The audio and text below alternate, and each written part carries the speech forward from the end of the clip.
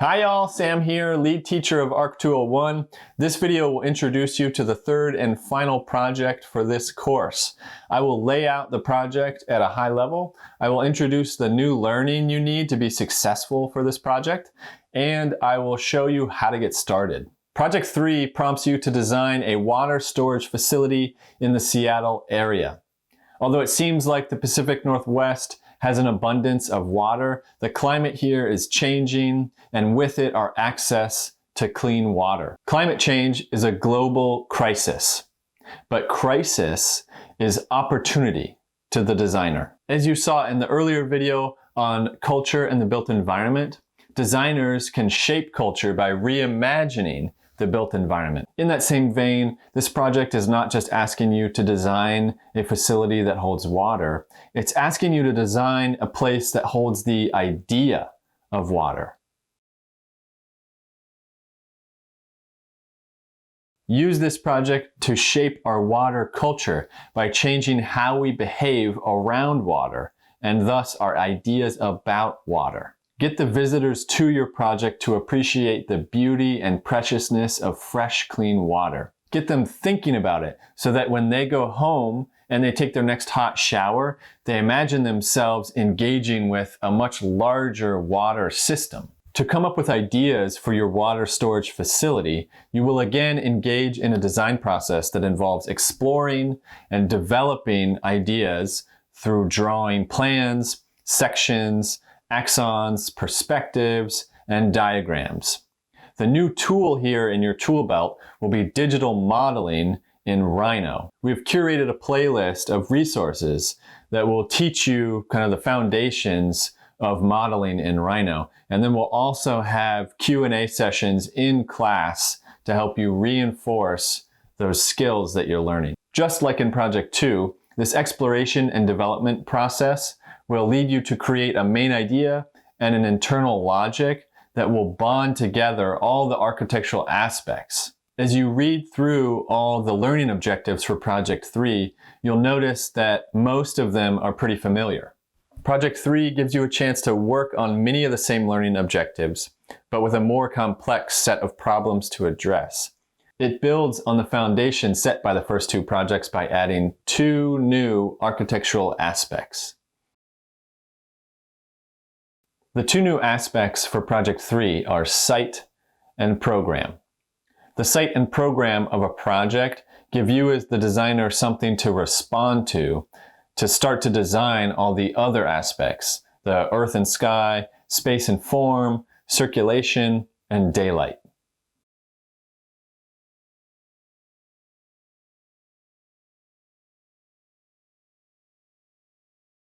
When architects talk about site, they're just talking about the place where a project is. For Project 3, the site is a fictional place set in the Seattle area.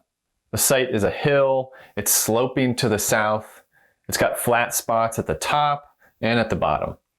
There's a path at the top of the hill that runs north-south and another path at the bottom of the hill.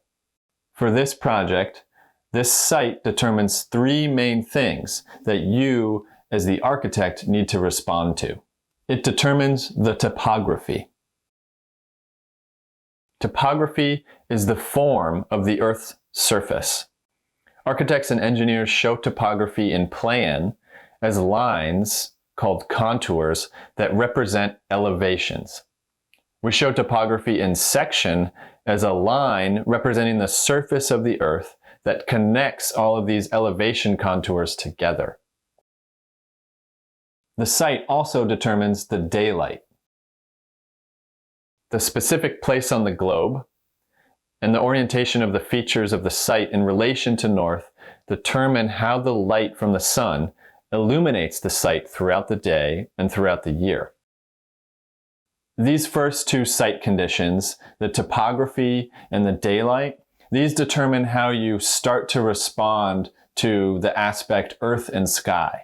Is the project on the earth, below the earth, above, or in the earth? And is it a project that feels of the earth, like Zumthor's thermal baths, or of the sky, like Mises' Farnsworth house, Or perhaps it's a combination of both, like Sverfen's Villa Busk. The third thing that the site determines is access to the project. There are two paths here that exit the site to the north and to the south. Visitors to the water storage facility travel along these paths on foot, so only by walking, to be able to access the site and the project. These site paths allow you to begin to design the circulation, considering the approach, threshold, and pathways. These site paths give you something to respond to on the site to begin to design the aspect circulation.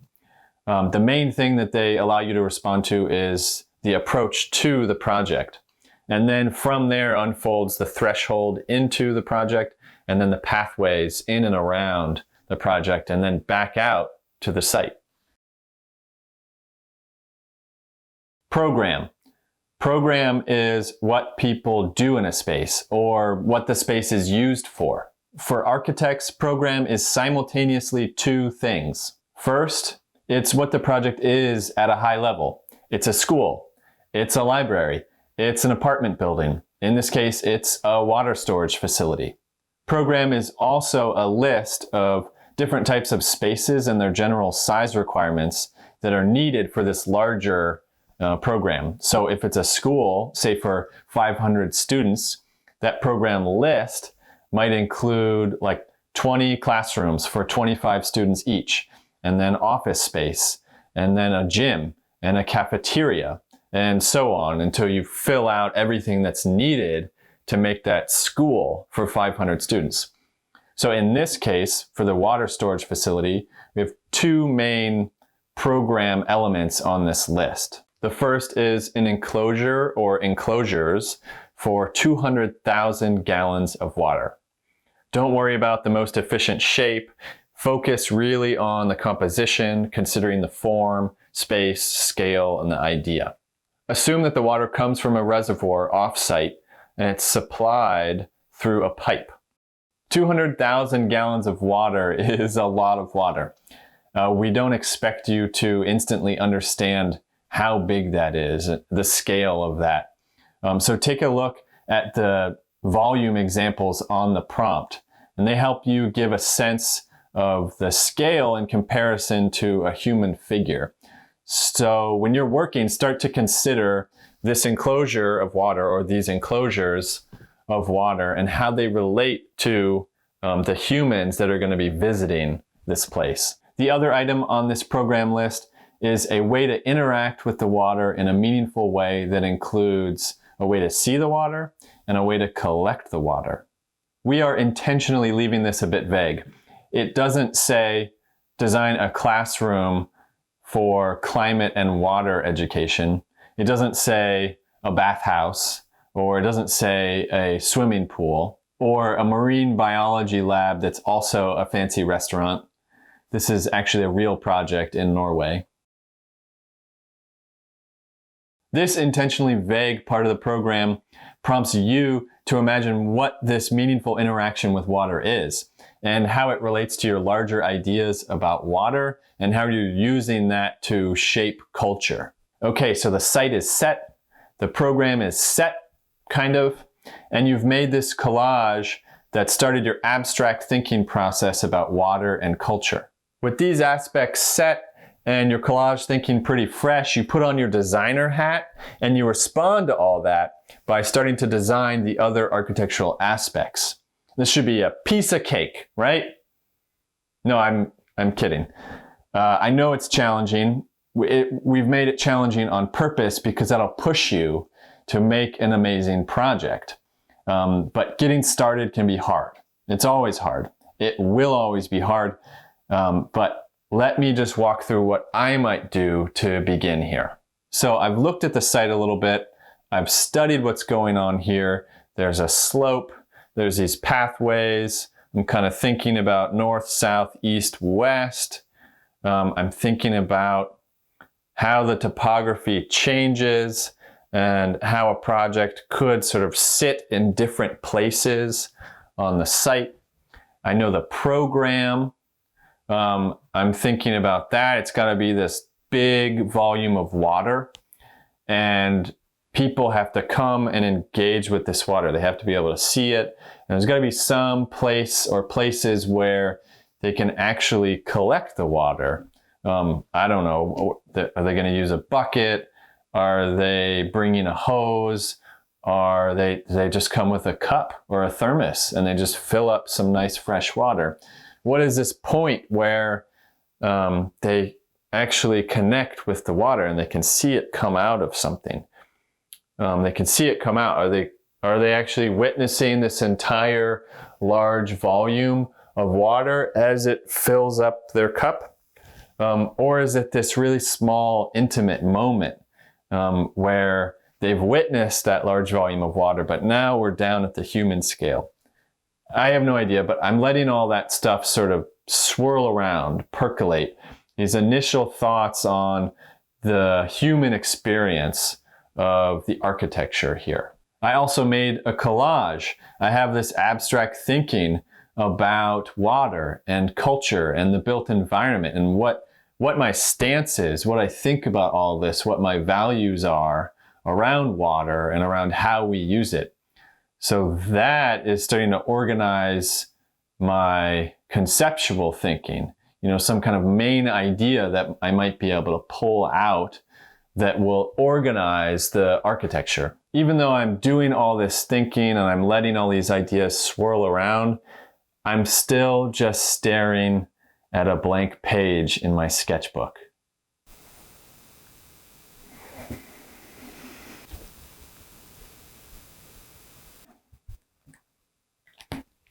This is when I usually like to look at examples of great work to get me inspired. There are lots of examples on the prompt of architectural projects that generally connect with water or celebrate water. There are also a handful of modernist water storage facilities to look at. If I were starting out, I would probably spend a little bit too much time going down the rabbit hole of image searching that started with these examples. Maybe I discover some architectural firm I didn't know about, and I start looking at all of their projects.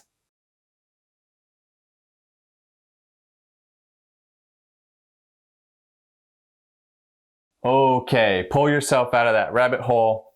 Let that inspirational imagery just percolate and bring back those thoughts of site, program, collage, and it's time to just take the plunge and put something down on the page. I'll often start by just journaling what I know about the prompt and all the thinking I've done so far. I'll sort of revisit my collage thinking. Has it changed at all now that I know exactly what the project is and I've looked at some inspirational imagery? My journaling is not just writing, it's also little sketches here and there, plans, sections, axons, perspectives. For designers, getting things on the page, wherever you are, just starting somewhere, that gets things moving. That gets a flow building and momentum. And then you're off and running. At first, I might just consider one or two architectural aspects. Maybe I'm really just looking at space and form or earth and sky. And then over time, as I'm making more, as I'm drawing more, I start to incorporate all the architectural aspects into my thinking. Look at the examples of student sketches in the prompt. Notice how students are drawing in different modes. They're not always just drawing in plan. They're thinking and making in 3 dimensions. They write little notes around their drawings that label and clarify things. When they jump into Rhino, they're trying to use it as just another tool in their tool belt, not the only tool. They still draw a lot, and they go back and forth between hand drawing and Rhino to work out ideas in different ways. What you're working towards is a translation of your main idea from the collage into an architectural language that has internal logic. Look at the 3 examples in the prompt and notice how the main ideas in the collage turn into architecture. As you engage in a similar process of translating ideas in your head into architectural language, you'll be able to reflect with your classmates and teachers on how that internal logic addresses the architectural aspects and how to best graphically represent your ideas. That's it for the introduction to Project 3. I hope that gets you started and we can keep guiding you in class. I'm really excited for this project. I've been very impressed with the work I've seen across all the sections so far. I know that you are working in less than ideal conditions. You're doing all this in a remote learning setting that no one expected we would be in. And you're making beautiful work. You're coming up with ideas that make the architecture you design meaningful, and you're bringing energy. And I love it. And I just want to kind of be your cheerleader for the rest of the quarter, to bring that same energy, because I think if you do, you're going to be making something that you're going to be proud of, and you'll be proud to put it in your portfolio.